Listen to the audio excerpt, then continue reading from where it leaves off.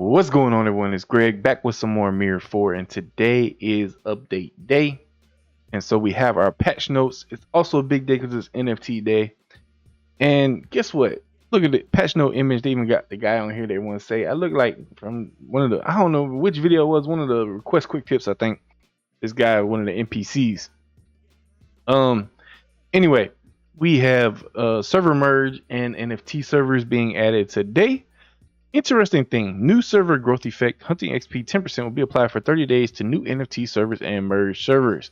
Kind of interesting because, what's the big difference between the servers not getting merged and those servers? I don't understand why you necessarily need the XP gain. If you're going to do it across the board. But it is what it is. Honestly, most of those servers are going to have some fighting, and that's probably to try to help balance that out because people aren't even going to be able to AFK XP. I don't know what the big deal is there. But it's going to make things kind of interesting, though, as well, because I could see some whales going to, of course, the NFT servers are going to be definitely an interesting thing in terms of NFTs, and we'll talk about that more in a minute. But even whales like going to servers that have this 10% XP boost, it probably is going to be interesting. New events, first anniversary of MIR4 Global Service. They have added a few more things. We'll go over that. But these are the key things they already announced that we did in the other, or when we watched the other video: the Divine Dragon's Blessing, the check-in events, and the Cinematic Stone Exchange Shop. I have more details on it in a second. Now, I'm excited for this. A new mystery, some videos I can make, all for naught. So we will be working on that. Probably start on that probably tomorrow because I don't think the server's going to be up before I go to sleep tonight. Then we have a new spirit, and the Wayfarer travel requirements change, and a renewed step up products will be added. I don't know if we're going to get any details on this, but be interested to see if there's anything free to play friendly there. Now, server merge. Basically, we're going to have a 195 server ecosystem.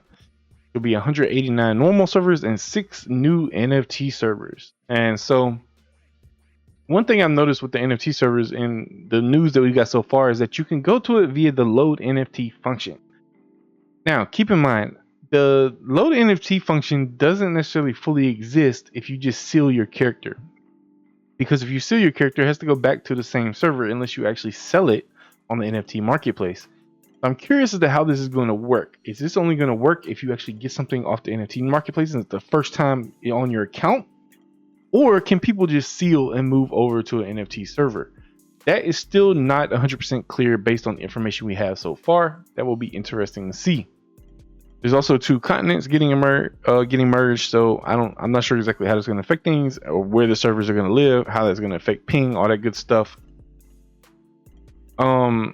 In the case where total number of characters in one account is in merged server exceeds 5, maximum character limit will be changed to 10. Okay, that's interesting. So you might be able to have more characters on the same server if they get merged like that. I guess just the way they don't have to try to get rid of any characters. NFT servers. So 6 NFT servers will be opened. These servers can only be accessed by verified. What is verified? How do you verify a character NFT? Are there unverified character NFTs out there? I don't think so. NFT servers will have same game environment content system as normal servers except for access restriction. NFT servers can only be accessed using load NFT, and character creation is restricted. The character, oh, here we go. I already got the answer to our question, huh? Character can be sealed in a normal server and then loaded into an NFT server. However, once a character has been loaded into an NFT server, it cannot be loaded in a normal server even if it is sealed again. Interesting. What if it's sold? Can they go back to a normal server? It's possible to travel from an NFT server to a normal server using Wayfarer travel. So, I mean, that's the answer to that. That's part of the answer to that. I mean, you can get back to a normal server. However, traveling from a normal server to an NFT server or between NFT servers is not possible. For a month after NFT servers are opened, expeditions from normal servers to servers will not be possible. But after 30 days, you will be able to expedition to NFT servers. When the NFT server becomes full, no more character NFTs can be loaded. However, if an account already has a character NFT loaded on the full server, more NFTs can be loaded. So, I mean, that's mainly because you can only have one logged in at a time. So I can understand that restriction. So if you want to have another NFT and log out in and out, then I guess by all means go ahead. I don't see too many people doing that though. Altar of Darkness. Due to the change in power structure with server merging and the T server, the renewed Altar of Darkness battles will be available from all 195 servers for Dragonians to for more Dragonians to enjoy. I'm assuming this means they're resetting all of them. I'm guessing is what that means. So hey, I mean, I don't. Maybe that means everyone gets their deductions restored and it's back to normal, and they all have to be beaten again. I don't know. That's what it sounds like to me. All right, event, first anniversary event. So we already talked about Divine Dragon's Blessing. We know that's coming. The item exchange shop. So here we can see that the item drop period is for let's see, 2 weeks. Yes, it is going to be 2 weeks. So you can get one legendary blue dragon statue throughout the whole event. That will take 1 day's worth of drops, because you can get up to 1,000 a day, and then you can get up to what 10 per day of the MIR's gold coffer. That's 10 of those per day for all the other days, unless you decide not to get the legendary blue dragon statue. So there's quite a lot of these boxes. That's why you should know that even though you can get epic accessories, epic materials, and summoning tickets, that there's going to be stuff in here that's not really worth that much, because I mean, we're not going to be pulling like 5-6 accessories because we get all these boxes. So yeah, this is going to be far and few between in terms of these materials and accessories. I don't know, maybe I'd be surprised and we're going to see a big difference, but probably not. Then our 14-day check-in event, we have some decent stuff on the calendar here. Herbs, mineral oil, no Panexes. Then of course we get our Divine Dragon Blessing on day 1 and day 14. Now another thing that I don't think was accessible to free to play before, I think it was only the packages you could buy on the shop. You'll be able to craft 3 of the Divine Dragon's enhancement stones for uncommon. You'll be able to craft 1 epic and 2 rare. There's more details on that down below. So be ready for your Dragon's Blessings. We'll get 1 as soon as the server comes back on, and then the last one will be on day 14. Mystery. Our new mystery will be added. The recommended level is 110 to 130. So I'm assuming if you have a decent party of people with at least a couple, 125 plus, hopefully it'll be okay. I am 125 now, so I will be making this content. I promise you, these guys will come out. Even though they made the mysteries a little more clear, they seem to be my best videos. Everyone enjoys them, so I will definitely be doing those. I have 8 new codex entries related to the new mystery. Event rewards will be additionally given upon completion of the mystery. So I think this is the one that pop up in the event screen. These are the rewards we'll get there. You see here we got what 6 that's 12, 18, 25, 32, and 40. So a total of 40 epic dragon statues. Not too bad. We also get an epic divine dragons enhancement stone from this. That's awesome. Is there any other enhancement stone? No. Then we get some snow Penex and some mineral fluid. Oh, that's excellent. Actually, this is actually quite a few here. You get 10 here. That's awesome. I'm very happy for that. Then combat coffer. I think that's just the ones we can get from the bosses, so I don't think that's a big deal. Anyway, these are usually extra, and you should still have rewards within the mysteries themselves. We'll have to wait and see what those are. Then we have a new spirit, and this spirit seems to be a PvP spirit. Not actually much on the flat out buffs. It's funny, there's only a hunting copper gain on the gold chain here. And then ice armor increases your defense and crit evade by 100 and skill damage reduction by 15%. Definitely PvP spirit. A lot of reduction here. And then here you have this buff. It's very short lived though. It's based on upon every hit you have a 10% chance, and that's pretty low chance, although I mean it will trigger because you hit a lot. And so 10% chance to increase evade by 150, physical attack, spell attack by 300. That's a huge boost for 8 seconds with a cooldown of 45 seconds. I mean, given how PvP goes sometimes, this is a pretty big PvP spirit. But that's pretty much it, just a PvP spirit. So if you're not big in PvP, then this isn't really too special. I mean, it's not bad, but it's also not amazing. I mean, give you a few seconds of increased attack. So 8 seconds out of every 45 seconds to a minute is not a huge deal, but I mean it could be used in PvE, but most likely you would use the XP spirit anyway. That being said, could be good if you have a specialized set for like boss damage. That could help a little bit on boss damage, not a huge amount, but a little bit. Spirit Stone, for epic spirit can be obtained through special summon. Divine Dragons promise points from the previous special summon will reset. So I mean, usual thing, they're gonna have a banner for the new spirit.